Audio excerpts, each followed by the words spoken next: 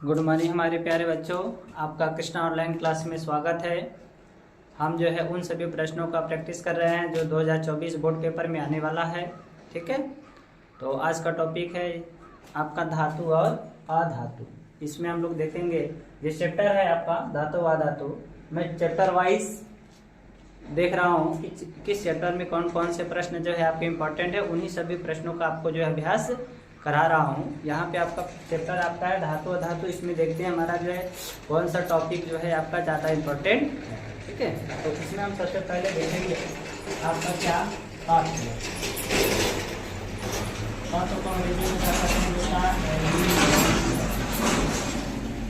ठीक है, क्या करते हैं एलिमेंट। एलिमेंट क्या होता है? कोई भी पदार्थ। ठीक है, कोई भी पदार्थ जिनसे मिलकर बना होता है। ठीक है, कोई पदार्थ जिससे मिलकर बना होता है उसे हम क्या कहते हैं? तत्व। जैसे मान लीजिए हमारे पास ये मार्कर है। ठीक है, यह मार्कर आपका जो है प्लास्टिक से मिलकर बना हुआ है। इसके अंदर आपका जो है फोम लगा हुआ है जिसमें स्याही भरी जाती है। तो सर फोम भी किसी चीज़ का बना होगा। ठीक है, फिर उसके बाद स्याही है, इंक है।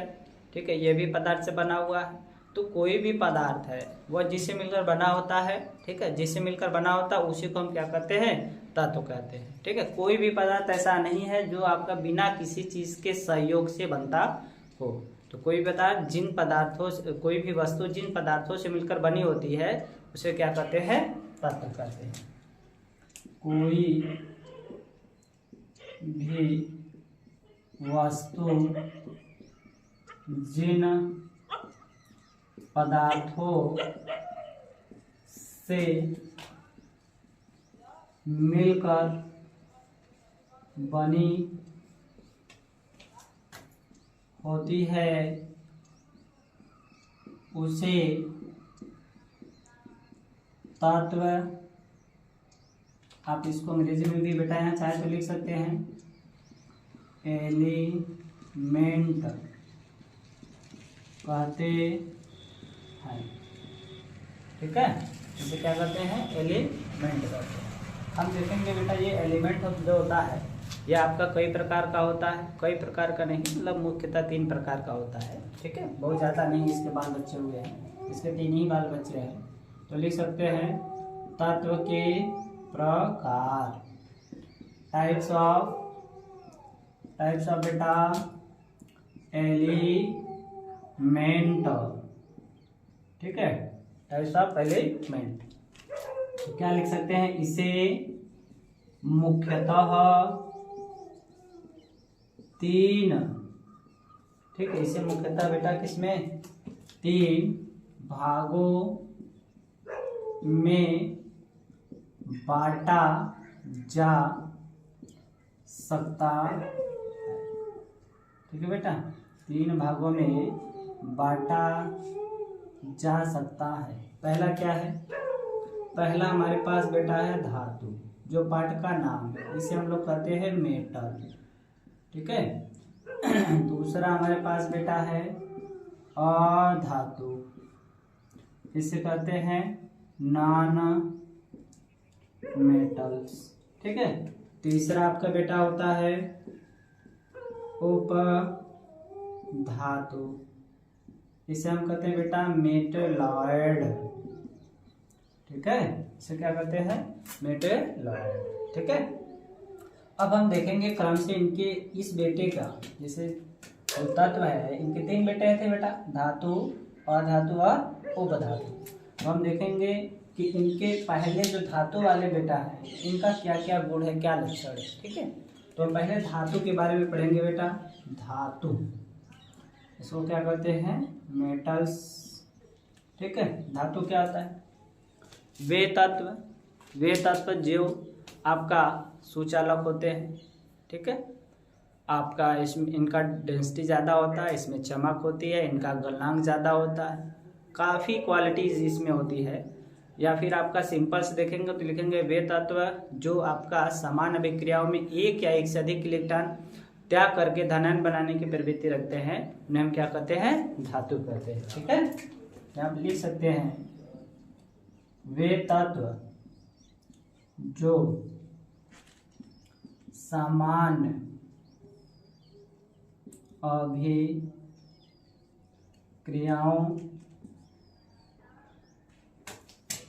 में एक या एक से, ठीक है, एक या एक से अधिक इलेक्ट्रॉन त्याग कर धनायन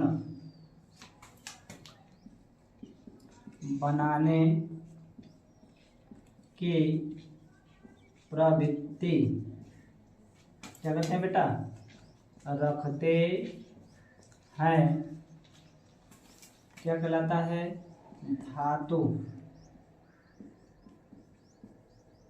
कहलाता है।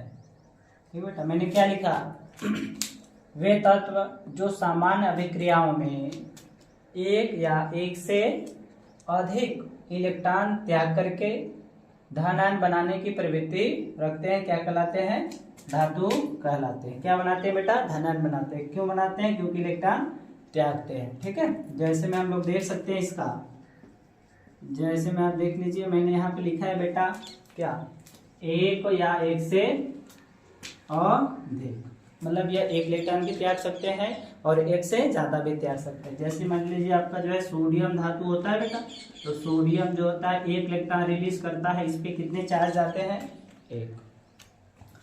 आपका कैल्शियम है, कैल्शियम आपका सर 2 इलेक्ट्रॉन रिलीज करता है, इस पे कितने चार्ज आते हैं, 2। हम जितने इलेक्ट्रॉन इसमें से निकालेंगे बाहर, ठीक है, जितने इलेक्ट्रॉन बाहर निकालेंगे उनके ऊपर उतना चार्ज आएगा। यहाँ पे एक इलेक्ट्रॉन बाहर आया है, 1 चार्ज है, 2 इलेक्ट्रॉन बाहर आया है, 2 चार्ज है।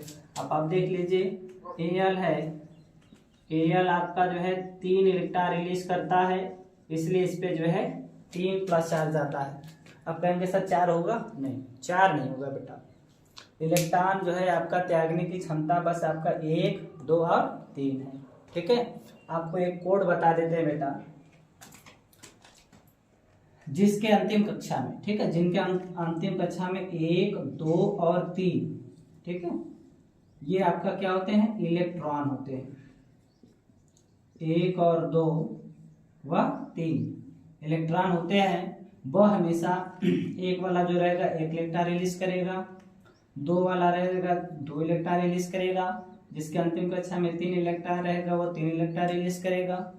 तो ये जो आपका 1, 2, 3 होते हैं, जिनके अंतिम कक्षा में आपका इलेक्ट्रॉनों की संख्या 1 हो, 2 हो, 3 हो, वे सभी क्या कहलाते हैं बेटा, धातु कहलाते हैं, धातु कहलाते हैं। ये आपका जो है कोड है, आपका जो कोड से आप इसको समझ सकते हैं कि धातु की परिभाषा में हम धातु का जो एग्जाम्पल लिखना होगा, या फिर कोई एग्जाम्पल दे रखा है तो हम कैसे पता करेंगे ये मेटल है कि नॉन मेटल है। उनका इलेक्ट्रॉनिक विन्यास करेंगे। यदि अंतिम कक्षा में इलेक्ट्रॉनों की संख्या आपका कितना हो, 1 हो, 2 हो और 3 हो, तो वो सब के सब आपके जो है क्या कहलाते हैं, धातु कहलाते हैं। ठीक है, आप इसका जो है स्क्रीनशॉट लीजिए, फिर उसके बाद आगे हम बढ़ते हैं। आइए, अपने स्क्रीनशॉट ले चुका है, अब आगे क्रम में बढ़ते हैं। ठीक है, धातुओं के भौतिक गुण क्या होते हैं। ठीक है बेटा, किसी भी चीज़ के बारे में जानना है रासायनिक विज्ञान में, तो आप पहले उनका नाम जानेंगे, ठीक है, फिर उसके बाद आपका जो है उनका बहुत निर्माण विधि पढ़ेंगे, फिर उसके बाद उनका भौतिक गुण पढ़ेंगे, फिर रासायनिक गुण पढ़ेंगे, फिर उनका उपयोग पढ़ेंगे। ये सारी चीज़ें जो है आपका रसायन विज्ञान में सबके लिए कॉमन है कि किसी भी चीज़ के बारे में जानना है तो आपको क्या क्या जानना पड़ेगा, उसका नाम जानना पड़ेगा, उसके निर्माण की विधि जाननी पड़ेगी, उसका भौतिक गुण जानना पड़ेगा, उसका रासायनिक गुण जानना पड़ेगा, फिर उसके बाद उसका उपयोग। ठीक है, ये सारी चीज़ें यदि किसी एक चीज़ के बारे में पता है तो आप उसके बारे में मैक्सिमम चीज़ें क्या किए हैं, पता कर चुके हैं। ठीक है, आगे चलते हैं। भौतिक गुण किसका बेटा, धातु, धातु का भौतिक गुण, फिजिकल प्रॉपर्टीज ऑफ मेटल्स। ठीक है बेटा, जो आपका मेटल है इनका भौतिक गुण देखेंगे तो इसमें भौतिक गुण में आप पहला बेटा देख सकते हैं अवस्था। ठीक है, सबसे पहले आपका अवस्था, इसे हम स्टेट कहते हैं। ठीक है, अब जो धातु होते हैं वह मैक्सिमम सभी के सभी धातुएं आपके बेटा ठोस अवस्था में पाई जाती है। एक ही ऐसा धातु है जो आपका द्रव अवस्था में पाया जाता है, जिसे हम जो है पारा कहते हैं। पहले के समय में जब हम लोग को बुखार होता था तो डॉक्टर जो थर्मामीटर यूज करते थे कांच की, उस कांच में आपका यह पारा भरा होता था। पारा जो है टेम्परेचर पाने पर जो है ऊपर की ओर भागता है। और एक जानने वाली बात यह भी है कि पारा को कभी भी आप अपने हाथ से पकड़ नहीं सकते। ठीक है, यदि आपके हाथ पे ऐसे रखा हुआ है, आप इसको ऐसे पकड़ने की कोशिश करेंगे तो आपका पारा हाथ में कभी नहीं आएगा। जैसे पानी को पकड़ना, आग को पकड़ना, हवा को पकड़ना बड़ा मुश्किल है। ठीक है, लेकिन उसी तरह आपका जो है पारा को भी पकड़ना बड़ा मुश्किल है। मुश्किल का असंभव है, नहीं पकड़ सकते आप। ठीक है, तो आप लिख सकते हैं बेटा सभी धातु ठोस अवस्था में पाई जाती है। तो आप यहाँ लिख सकते हैं परंतु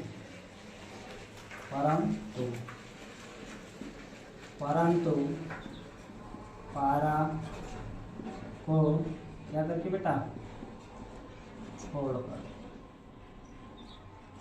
यहाँ लिखेंगे यह द्रव अवस्था में पाई जाती है। ठीक है बेटा, एक किस अवस्था में पाई जाती है? द्रव अवस्था में। ठीक है, दूसरा हम लोग देखेंगे इसका चालकता। ठीक है, चालकता कंडक्टिविटी। ठीक है बेटा, कंडक्टिविटी। ठीक है, अब चालकता का मतलब है आपका विद्युत धारा का प्रवाह। यदि किसी भी चीज में यदि विद्युत धारा का प्रवाह हो रहा है, विद्युत धारा जा रही है, तो आप कह सकते हैं कि वह क्या है आपका चालक वस्तु है। ठीक है, तो जितने भी मेटल होते हैं सभी में विद्युत धारा का प्रवाह होता है। ठीक है, तो आप लिख सकते हैं सभी धातु बेटा क्या होते हैं? सभी धातु विद्युत के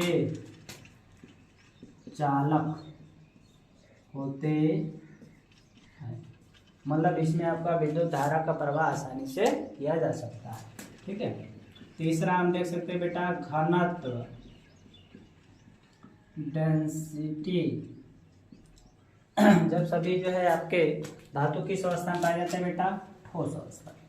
और हम सभी को पता है कि जो ठोस अवस्था होता है उनके कण सबसे ज़्यादा पास होते हैं। तो जो ठोस अवस्था होता है उनके कण क्या होते हैं? सबसे पास होते हैं। तो बेटा पास होंगे तो उनका घनत्व क्या होगा? अधिक होगा। तो आप लिख सकते हैं बेटा क्या? धातु का घनत्व सबसे अधिक होता है। ठीक है, क्यों? क्योंकि ये आपका ठोस अवस्था में पाए जाते हैं। तो ठोस अवस्था में पाए जाते हैं इसलिए इनका घनत्व क्या होता है? सबसे ज्यादा होती है। अगला को हम देख सकते हैं आपका ध्वनि। ठीक है, साउंड। जितने भी धातु होते हैं बेटा उनको यदि आपस में एक दूसरे के साथ टकराया जाए, ठीक है, उनको यदि एक दूसरे के साथ टकराया जाए तो उनके टकराने के बाद एक आपका टंकार ध्वनि उत्पन्न होती है जो काफ़ी दूर तक जो है सुनाई देती है। क्योंकि धातुओं में आपस में जो जब टकराई जाती है तो उनमें जो है वाइब्रेशन जो होता है बहुत ज़्यादा होता है, और वाइब्रेशन ही एक प्रकार की साउंड होती है। ठीक है, कोई भी चीज़ यदि आपका वाइब्रेशन कर रहा है तो आपका क्या कर रहा है? साउंड दे रहा है। ठीक है, लीजिए ट्रैक्टर आ गई। चलिए आगे। ट्रैक्टर आ गया, इधर आसपास आते जाते रहते जिससे उसका साउंड बहुत ज़्यादा आता है, तो हमें थोड़ा से रोकना पड़ता है वीडियो में। तो यहाँ पे देखिए हमने कहा बेटा साउंड। जो आपका जो मेटल होता है उनमें जो साउंड होती है वो बहुत ज़्यादा होती है क्योंकि उनमें वाइब्रेशन ज़्यादा होता है। मैंने बताया था कि जो वाइब्रेशन है वही क्या होता है, साउंड होता है। यदि कोई भी चीज़ का जो वाइब्रेशन है बेटा वह 1 सेकेंड में, ठीक है, 1 सेकेंड में वह 20 बार, ठीक है, या मैक्सिमम आपका वह कितनी बार बेटा, 20,000। 1 सेकेंड में यदि वह 20 बार वाइब्रेशन कर रहा है तो भी हम साउंड को सुन सकते हैं, और अधिक से अधिक 20,000 बार भी और यदि आपका वाइब्रेशन कर रहा है तो भी सुन सकते हैं, ठीक है। इसी रेंज की जो आवृत्ति होती है, ठीक है, इसी रेंज की जो आवृत्ति है उसी को हम क्या कहते हैं, साउंड कहते हैं। क्या कहते हैं, साउंड कहते हैं, ठीक है।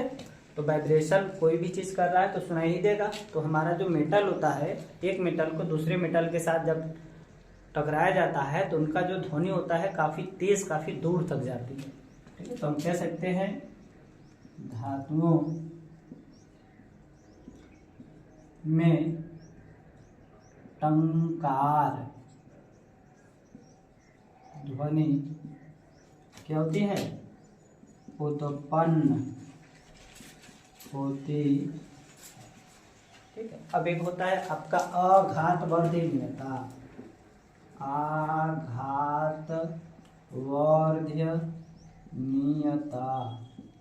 ठीक है बेटा,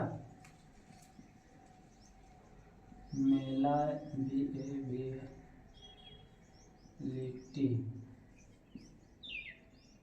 ठीक है। आघातवर्धनीयता का मतलब होता है किसी भी चीज को आप पीट करके, ठोक करके जो है उसको चादर की तरह जो है परिवर्तित कर देना। मतलब आपका जो आयरन होता है, लोहा जो होता है या मेटल जो होते हैं, उनको हम पीट करके चादर के रूप में बदल सकते हैं, क्योंकि इनको पीटने पर आपका ये जो है टूटते नहीं, ये आपका धीरे धीरे फैलते हैं। तो इनको जो है क्या किया जाता है, आग में डाला जाता है, कुछ समय तक इनको गर्म करते हैं, फिर उसके बाद इस पे हथौड़े से जब पीटा जाता है तो ये आपका जो है क्या होते हैं, चौड़े होते जाते हैं। तो जब ये चौड़ा होता है तो उसे हम चादर कहते हैं। किसी भी मेटल को गर्म करके पीटा जाता है तो वो चौड़े होते हैं, तो इसी चौड़े प्रवृत्ति को हम क्या कहते हैं, चादर। धातु को आप चाहे जितना भी गर्म करके पीटते जाइए वो जल्दी टूटेगा नहीं, वो आपका जो है चादर की तरह पतला होता चला जाएगा। जैसे रोटी को बेलते हैं, आप कितना मोटा जो है बनाते हैं लोई, फिर उसको बाद आपका बेलना से बेलते हैं, तो जैसे उस पर प्रेशर डालते हैं वो आपका जो लोई इतनी छोटी सी रहती है लेकिन आपकी इतनी बड़ी जो है रोटी में क्या होती है, कन्वर्ट हो जाती है। तो उसी तरह जो मेटल होते हैं उनको जब आप गर्म करके पीटते हैं तो वह चादर के रूप में परिवर्तित होते हैं, ठीक है। तो आप इन्हें कह सकते हैं, इन्हें पीट कर चादर के रूप में बदलने, ठीक बेटा, बदलने की क्रिया क्या कहलाती है,